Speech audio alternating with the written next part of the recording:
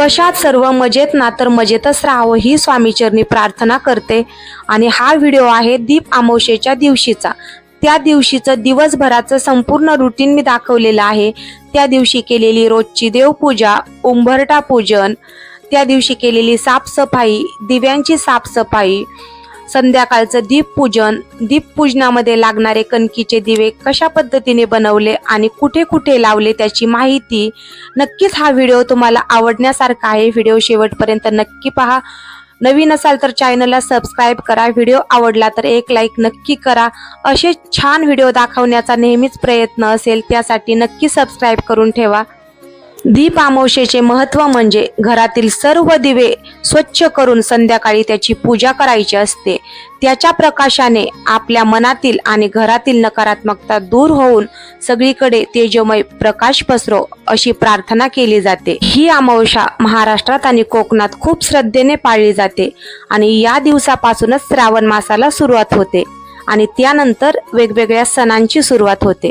सकाळी मी 5:30 वाजता उठली होती। म्हटलं आज लवकर उठल्याशिवाय पर्याय नाही, नाहीतर आपला संपूर्ण दिवस साफसफाई जायचा। कारण माझी किचनची साफसफाई राहिली होती, किचनच्या स्टाईल मला घासायच्या होत्या। 2-3 दिवसापासून तर थोडी साफसफाई चाललीच होती आणि आज मला जास्त लोड नव्हता। टिफिन वगैरे सकाळी स्वयंपाकाचा काही ताण नव्हता, कारण मुलाची एक्झाम सुरू आहे तर तो 7ला जाऊन 9:30 पर्यंत येणार होता आणि आम्हाला पाणीही सकाळी येतं, 2 तास पाणी असतं।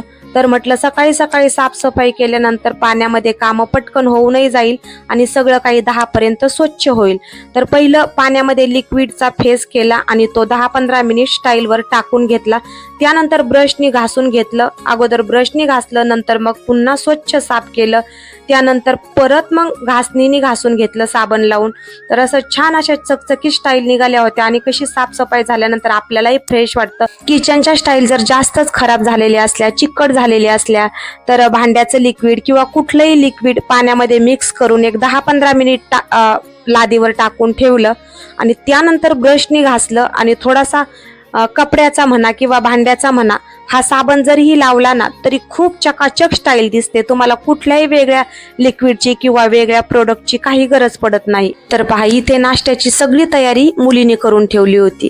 एवाकडे टोस्ट बनवायचे होते तर मी फक्त फ्राय करून दिले त्यांना आणि इथे जवळजवळ 9:30 वाजून गेलेले होते आणि मी नाश्ता बनवायला सुरुवात केली होती। परंतु कामही माझे भरपूर झाले होते। नेहमी सकाळी जर आपण थोडं लवकर उठलोत ना तर दिवसभराचे कामं भरपूर होऊन जातात। सकाळी उठायला थोडं लेट झालं तर कामही सगळे लेट होतात, पण सकाळी उठण्याचे खरंच खूप फायदे आहेत। आपला संपूर्ण दिवसच खूप छान जातो। तर इथे माझे कामही भरपूर झालेले होते। सकाळची संपूर्ण लादी पुसून झालती, किचन साफ करून झालेलं होतं। आज कपडे नेहमीपेक्षा थोडे कमीच धुतले, परंतु कपडेही धुवून झाले होते। म्हणजे वरचे जे आपले कामं असतात ना ते सगळं झालं होतं। माझी मेन म्हणजे देवपूजेचं राहिलं होतं, परंतु देवपूजेला आज भरपूर उशीर होणार होता, त्यामुळे पहिला नाश्ता घरच्यांना बनवून देणं महत्वाचं होतं, कारण जवळजवळ 2-1 तास तरी पूजेमध्ये जाणार होते। म्हणून म्हटलं मिस्टरही थोडं लेट जाणार होते आणि मुलंही जाऊन आलेले होते, तर सगळ्यांसाठीच पहिला हा नाश्ता बनवला। चहा, नाश्ता, दूध ज्याच्या त्याच्या पद्धतीने ज्याला त्याला जे लागतं ते मी दिलं। तर हे ॲव्होकाडो टोस्ट आहेत ना तर मुलांना खूप आवडतात आणि याच्यामध्ये फायबर, विटॅमिन भरपूर प्रमाणात असतं, आपल्या शरीरालाही खूप महत्वाचं असतं। तर तुम्हीही नक्की कधीतरी करून पहा। आणि मग त्यानंतर नाश्ता वगैरे सगळ्यांना बनवून दिला आणि मुलीला कॉलेजला जायचं होतं, यायला थोडं लेट होणार होतं, तर तिच्यासाठी मिक्स पिठाचे इथे थालीपीठ बनवले। खूप छान लागतात हे थालीपीठ। तर जे लवकर होईल ते मी पटकन इथं आवरून घेतलं आणि त्यानंतर एकीकडे चहा ठेवला होता, दूध तापत होतं, एकीकडे मुलांना मिस्टरांना नाश्ता करायला दिला होता, तोपर्यंत इकडं चहा होत होता आणि तिला लगेचच जायचं होतं नाश्त्यानंतर, तर पहिली तिची तयारी चालली होती। तर हे सगळं आवरून घेतलं, त्यांचा नाश्ता वगैरे झाला। कुठलाही सण असू द्या, वार असू द्या, कितीही मोठा दिवस असू द्या, परंतु खाण्याचा टायमिंग मात्र बिलकुलही चुकला नाही पाहिजे असं असतं, कारण पोटोबा सगळ्यात महत्वाचा आहे। एक बाई घरातली जी मेन स्त्री असती ती दिवसभर म्हटलं तरी उपाशी राहू शकते, परंतु घरच्यांना अगोदर खाऊ घालते। तसं मग सगळ्यांचा नाश्ता वगैरे झाला, आवराआवरी झाली, जे ते ज्याच्या त्याच्या पद्धतीने गेले, त्यांचे टिफिनही दिले। त्यानंतर मग जे काही भांडी वगैरे पडलेली होती तर किचनवर पण असं ठेवायला नको वाटतं, म्हटलं पूर्ण किचन पहिलं साफ करून घ्यावं. त्यानंतर मग देवपूजाही मी देव वगैरे इथे किचनवरच घासत असते. मग पहिलं म्हटलं इथे जे खरकाट मारकाट जे काही पडलेलं आहे ते सगळं स्वच्छ करून घ्यावा. त्यानंतर मग मी देवपूजेकडे जाणार होते. आजच्या दिवशी देवपूजेला थोडा उशीरच झाला होता नेहमीपेक्षा, परंतु आज देवपूजा ही तितकीच मोठी होती त्यामुळेच उशीर झाला होता.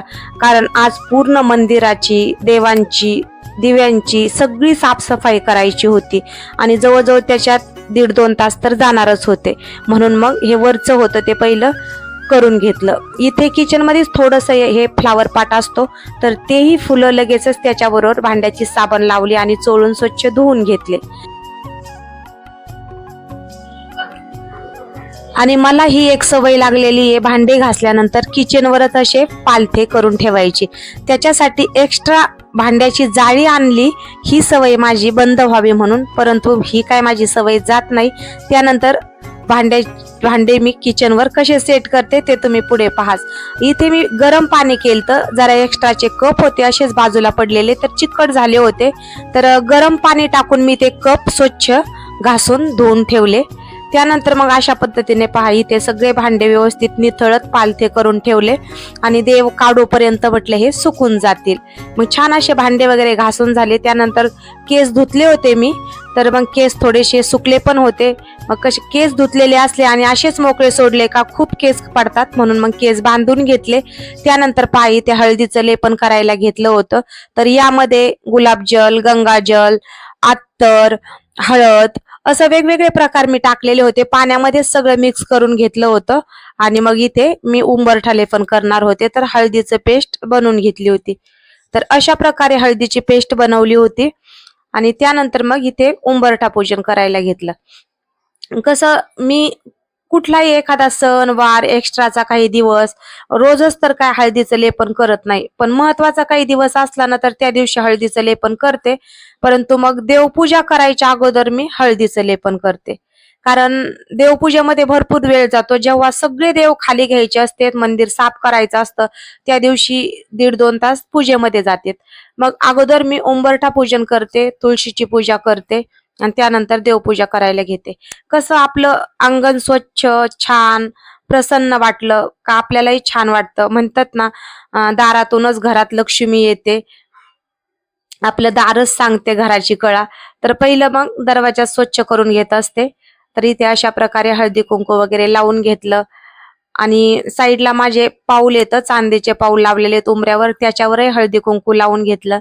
त्यानंतर इथे दरवाजावर स्वास्तिक काढलं हळदीने, कारण गुरुवार अमावस्या या दिवशी आहे ना हळदीने दरवाजावर स्वास्तिक काढलेलं शुभ असतं असं मी ऐकलेलं पण आहे, वाचलेलं पण आहे. म्हणून मग मी इथे प्रत्येक गुरुवारी अमावस्याला आणि ठराविक काही दिवशी आहे ना नेहमीच मी स्वास्तिक काढत असते, पण या दिवशी फक्त हळदीने काढायचं.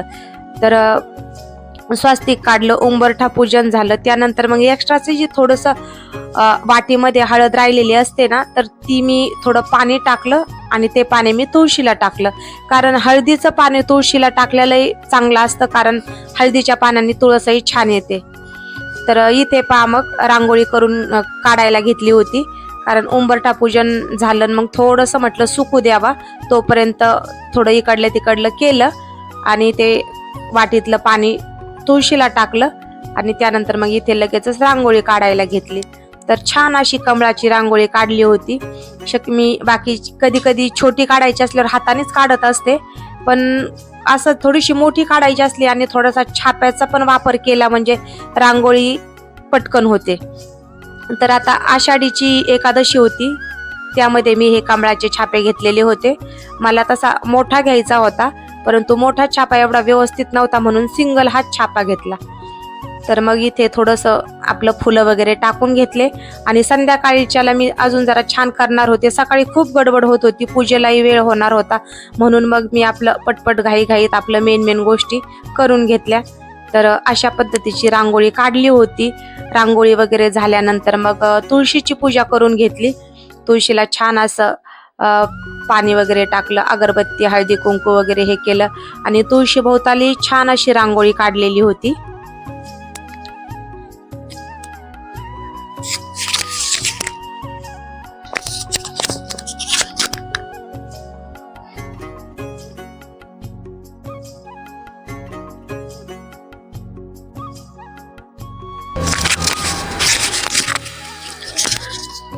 तुळशीची पूजा, उंबरठा पूजन झाल्यानंतर मग देवपूजेला सुरुवात करणार होते.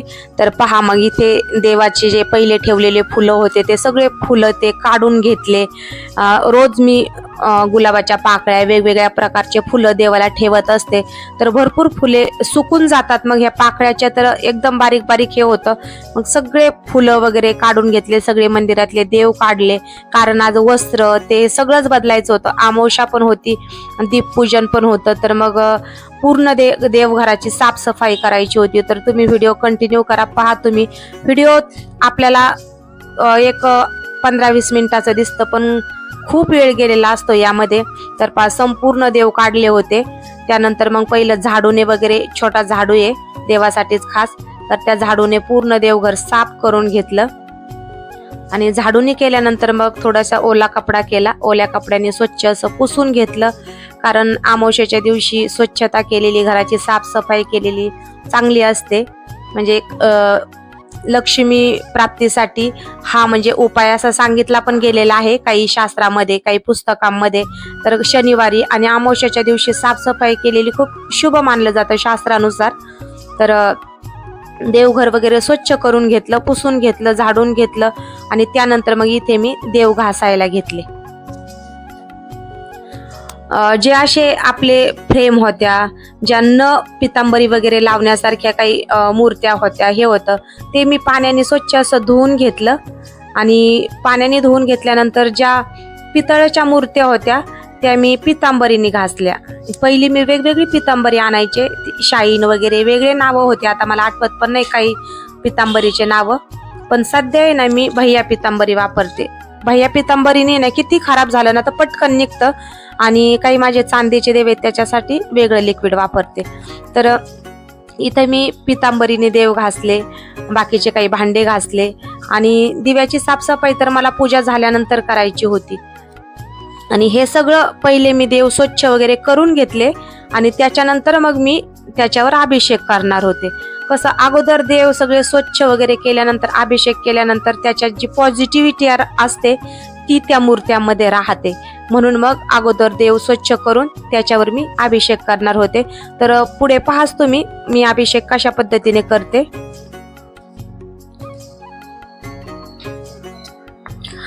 आणि देवघर आहे ना, शक्यतो बुधवार, सोमवार आणि शुक्रवार या दिवशी देवघराची स्वच्छता केलेली चांगली असते. कारण गुरुवार असं काही जे महत्वाचे दिवस असतात ना, त्या दिवशी पूर्ण देवघराची साफसफाई करायची नसते.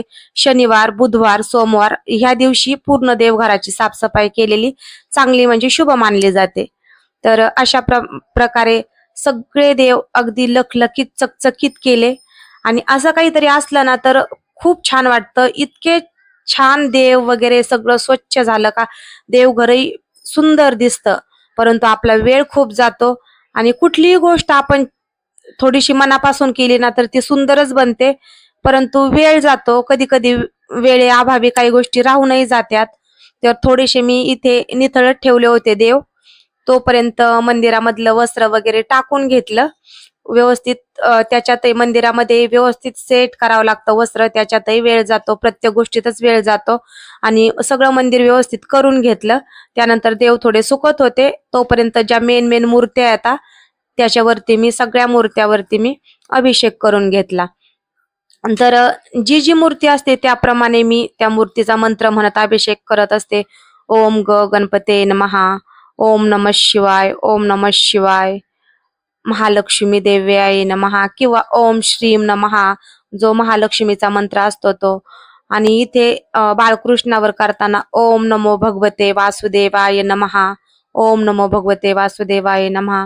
अशा प्रकारे जी ती मूर्तीचा अभिषेक करते ना, जोपर्यंत अभिषेक सुरू आहे तोपर्यंत त्या म्हणजे त्यांचा मंत्र मी म्हणत असते. इथे श्री स्वामी समर्थ, श्री स्वामी समर्थ असं ज्या त्या मूर्तीनुसार त्या देवाचं नाव घेऊन त्यांचा मंत्र जो आपल्याला येतोय तो मंत्र म्हणून अभिषेक म्हणजे हे करत असते, अभिषेक करत असते. आणि महालक्ष्मीच्या मूर्तीवर ओम श्रीम नमः, ओम श्रीम नमः, किंवा ओम महालक्ष्मी देव्याय नमः, ओम श्री महालक्ष्मी देव्याय नमः असा म्हणजे जो तोंडामध्ये येईल तो मंत्र म्हणत अभिषेक करत असते. तर असा मूर्त्या ते सगळ्या स्वच्छ केल्यानंतर अशा प्रकारे सगळ्या मूर्त्यावर छान असा अभिषेक करून घेतला. त्यानंतर मग देवाला गंध, धूप, दीप असं छान पद्धतीने केलं.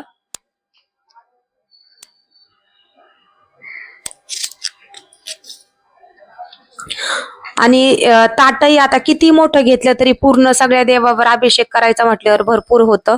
तर मग मध्ये मध्ये चमच्याने दुसऱ्या ताटामध्ये ते पाणी काढून घेतलं. नंतर अभिषेक जरी एका ताटात केला असला तरी पण देव नंतर मी वेगळ्या पाण्याने धुतले हातामध्ये घेऊन. आणि इथं गोमाताये नमः गोमाताये नमः म्हणत इथे गोमाताचाही हे अभिषेक केला.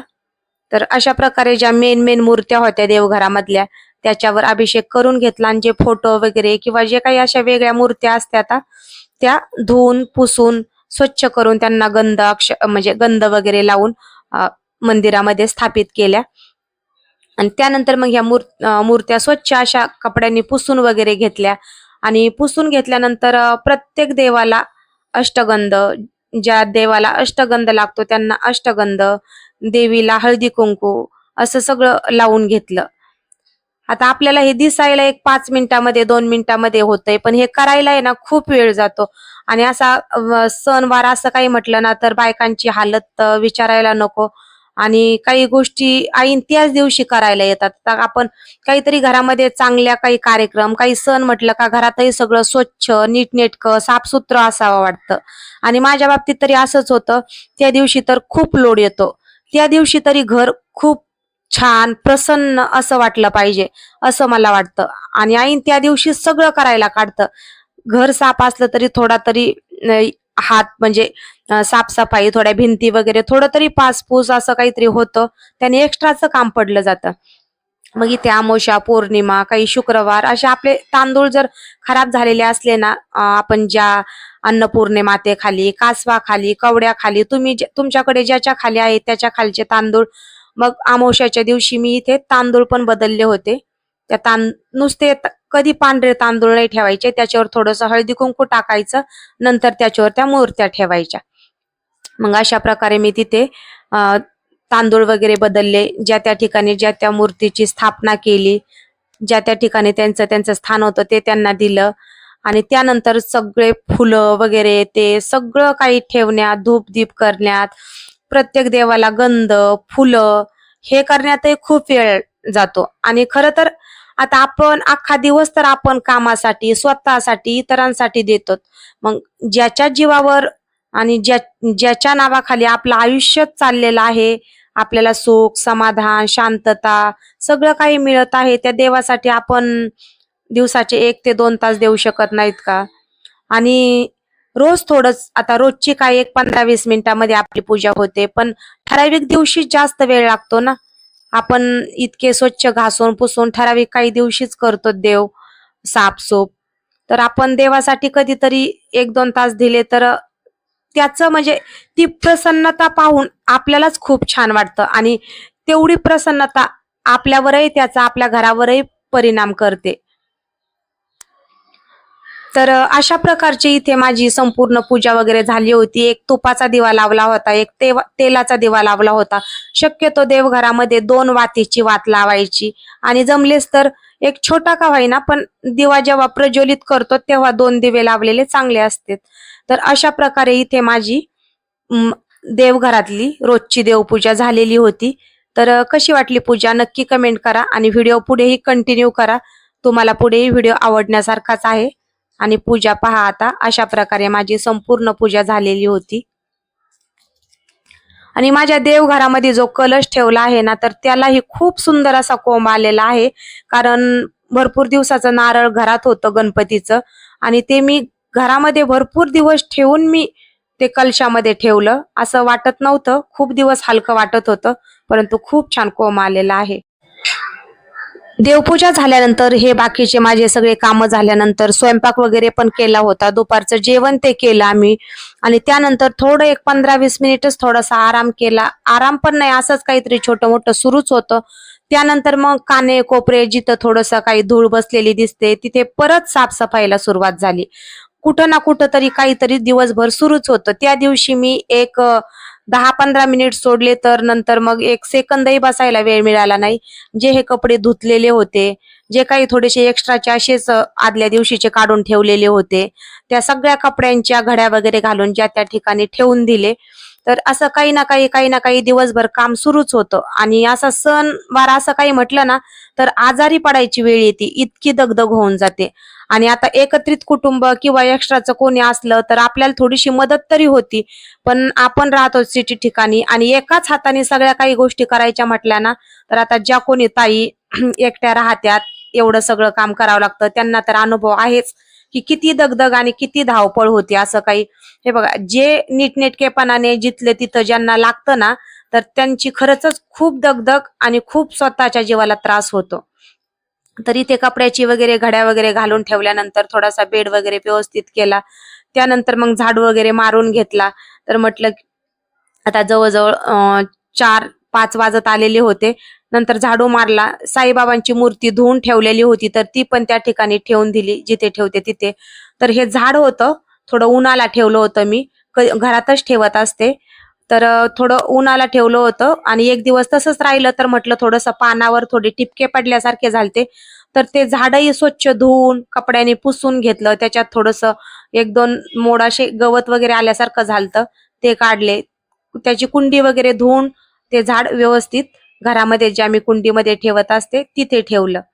तर असं एक-एक करता वेळ कसा जातो ते कळत नाही. त्याच्यानंतर हे पहा, आता एवढे सगळे दिवे मला साफ करायचे होते. जवळ-जवळ 15-20 दिवे येतं आणि ताट वगैरे ते सगळं हे सगळं साफ करायचं होतं आणि बरेच दिवस झालं हे मी घासले नव्हते. मधल्या काही वेळेमध्ये ज्या त्या कामाला लागते त्या वेळेला मी काय केलं, त्याच्यातल्या वाती काढल्या आणि तसेच बाजूला पडले होते काही दिवे माझे. तर काही एवढे चिकट झालेले होते, खराब झालते आणि काही असं पिवळसर पडले होते. तर आता याच्यात पण माझा जवळ भरपूर वेळ गेलेला होता. जवळ-जवळ 1 तास तर कंप्लीट मला हे घासायला गेला होता. तर एवढे हात दुखत होते ना, तर पितांबरीने मी हे घासून घेतले आणि जे दिव्यामधली जी वात लावायचं हे असतं ना, तर ते काय करायचं, आपली घासणी असती ना, तारेची घासणी किंवा जरा अशी दुसरी पण येते एक कापडी घासणीमध्ये, तर त्याच्यावर आहे ना ते घासून घ्यायचं. पहा ते लगेच काळं झालेलं निघतं. ही समईची वरची प्लेट आहे ना दिवे लावायची, त्यामध्ये मी अधिक मासामध्ये 33 दिवे प्रज्वलित केले होते. तर एवढी काळी झालती, बापरे! इतकी काळी झालती, निघता निघत नव्हती. खूप वेळ गेला तरीही थोडीशी काळी राहिलीच, पण म्हटलं आता जाऊ द्या, नंतर निवांत वेळेमध्ये तिच्याकडे पाहू, नाहीतर भांड्यावाल्याकडे ते येऊन ती साफ करून घ्यावं लागणार आहे. कारण तिच्यामध्ये ना थोडंसं काळं आपण वात लावतो ना त्याच्यात थोडं काळं तसंच राहिलंय. तर असे हे सगळे भांडे मी स्वच्छ करून घेतले. त्यानंतर एक 15-20 मिनिट थोडे निथळत ठेवले. अशा प्रकारे निथळत ठेवले आणि अजिबात पुसायची गरज पडत नाही. कोणी ना हे भांडे लगेचच पुसतं, पण काही गरज पडत नाही. माझी नेहमीचीच सवय आहे. मी आहे ना हे भांडे घासल्यानंतर असे थोडेसे झटकून निथळत ठेवायचे. दिवे घासूपर्यंत 6 वाजून गेले होते. 3 सांजाची वेळ झालती. दिवे घासल्यानंतर चहा वगैरे झाला आमचा. थोडंसं परत झाडू मारला. झाडू तर अगोदर मारलेला होता, तर थोडासा झाडू मारला आणि इथे लगेचच मी दिवाबत्ती करायला घेतली. देवाजवळ दिवा ते लावला, तुळशीला त्याला आणि इथे मी हे दरवाजाजवळ दिवे लावण्यासाठी पेटवले होते. तर इथे म्हटलं कसं दीपपूजन करायचं होतं, तर म्हटलं साडी ते घालू, परंतु 3 सांजाची वेळ झालेली होती ना, तर म्हटलं पहिलं इथे दरवाजामध्ये तुळशीला आणि देवघराचा दिवा लावून घेते. त्यानंतर मग दीपपूजनाची तयारी करायची होती.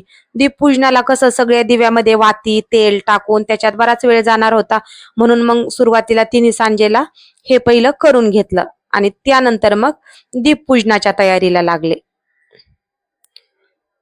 तर अशा प्रकारे रांगोळी, उंबरठा पूजन, संध्याकाळच्या वेळेला हे सगळं केल्यानंतर आहे ना खूप प्रसन्न आणि छान असं वाटतं. तर दिव्यामध्ये थोडासा कापूर टाकला होता मी आणि तुपाचे दिवे लावले होते. त्यानंतर इथे मी पितरांसाठी संध्याकाळी कणकेचाही दिवा लावणार. तर माझं हे उंबरठा पूजन तुम्हालाही कसं वाटतंय तर नक्की कमेंट करा आणि व्हिडिओ कंटिन्यू पुढेही पहा. पुढेही मी दीपपूजन कशा पद्धतीने केलं आहे नक्कीच तुम्हाला आवडेल.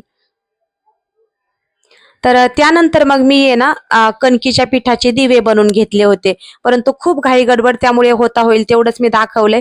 तर ते प्लेटमध्ये आहे ना, तर तो मी दरवाजामध्ये आहे बा, इथे दरवाजामध्ये दिवा लावला होता आणि दुसरा आहे ना तर इथे पाण्याजवळ लावला होता.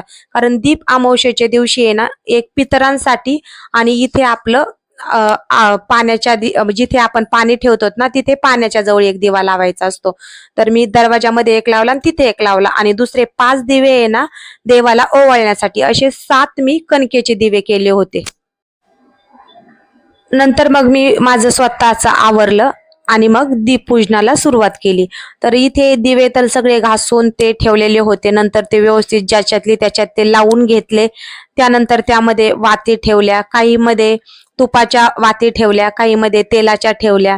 तर तीळ तेल वापरलं मी, म्हणजे नेहमीच वापरते तीळ तेल दिवा लावताना. तर तिळाचं तेल, तूप असे काही म्हणजे वेगवेगळ्या दिव्यामध्ये वेगवेगळं काही ठेवलं आणि अशा पद्धतीने इथे दिव्यांची तयारी करून घेतली. आणि चौरंग पाट वगैरे ठेवला होता, रांगोळी काढली होती, परंतु सगळंच व्हिडिओमध्ये दाखवणं शक्य होत नाही. हे काम आहे, त्याच्यापेक्षा अर्धा वेळ व्हिडिओ बनवायलाही जातो.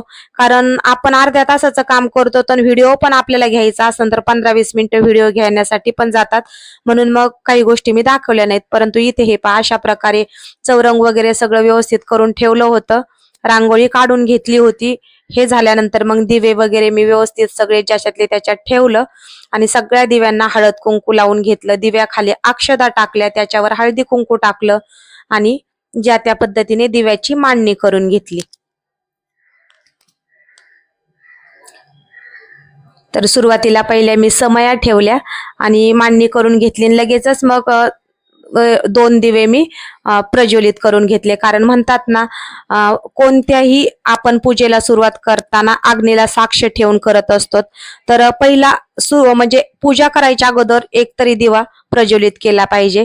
तर दिवे सेट करता करताच मग लगेचच 2 दिवे लावून घेतले मी आणि मग बाकीची मी मांडणी, फुलं वगैरे ते सगळं, काही फुलांच्या पाकळ्या, जास्वंदीचे फुलं, गुलाबाचे फुलं, झेंडूचे, सगळे बऱ्याच प्रकारचे माझ्याकडे फुलं होते, त्या पद्धतीने ठेवून घेतले. आणि इथे आहे ना कसं तुम्हाला व्यवस्थित दिसत नाहीये, कारण सगळे दिवे जेव्हा प्रज्वलित केले जातात ना त्यावेळेला मग खूप लख्ख प्रकाश पडतो आणि त्यामुळे असं ब्लर होऊन जातं, सगळं असं लाल लाल दिसतं. आणि त्यातली त्यात माझं सगळंच थीम लाल सारखी होती, रांगोळी रेड होती, वस्त्रही रेड होतं, बरेचसे फुलंही रेड होते, त्यामुळे सगळं ते लाल लाल दिसू राहिलंय. तर अशा प्रकारे मी दीपपूजन केलं होतं. तर तुम्हालाही माझं दीपपूजन कसं वाटलं नक्की कमेंट करा. दिव्यांची पूजा केली, दिव्याला प्रार्थना केली की माझ्याही घरात कायम असा तेजोमय प्रकाश राहू दे, माझ्याही म्हणजे मुलांना, घरच्यांना, कुटुंबाला सुख, समृद्धी, शांती, आरोग्य लाभू दे, त्यांच्या आयुष्यही प्रकाशमय हो, अशी म्हणजे आपल्याला जे होता येईल तशी प्रार्थना केली. त्यानंतर हे 5 दिवे प्रज्वलित केले होते. नंतर मग घरातल्या देवांना ओवाळून घेतलं प्रथम त्या दिव्यांनी. कारण जे कणकेचे दिवे करतात ना, म्हणजे गुळ घालून कणकेचे दिवे बनवले होते, गुळाचं पाणी करून. मग त्याने देवाला ओवाळून घेतलं.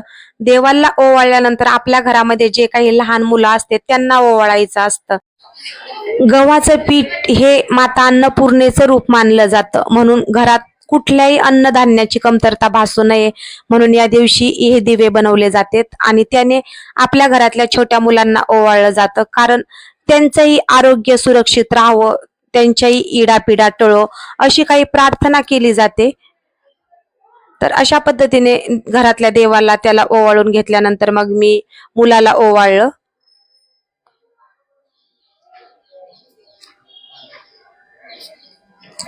तर हा व्हिडिओ तुम्हाला कसा वाटला नक्की कमेंट करा. व्हिडिओ आवडला असेल तर एक लाईक नक्की करा, नवीन असाल तर चॅनलला सबस्क्राईब करा आणि नक्की कमेंट करा की व्हिडिओ कसा वाटला. एक कमेंट तुमची खूप प्रोत्साहन देते आणि अजून नवीन नवीन व्हिडिओ बनवायला अजून प्रोत्साहित करते. तर नक्की व्हिडिओ पाहिल्यानंतर कमेंट करा, नवीन असाल तर सबस्क्राईब करा. धन्यवाद.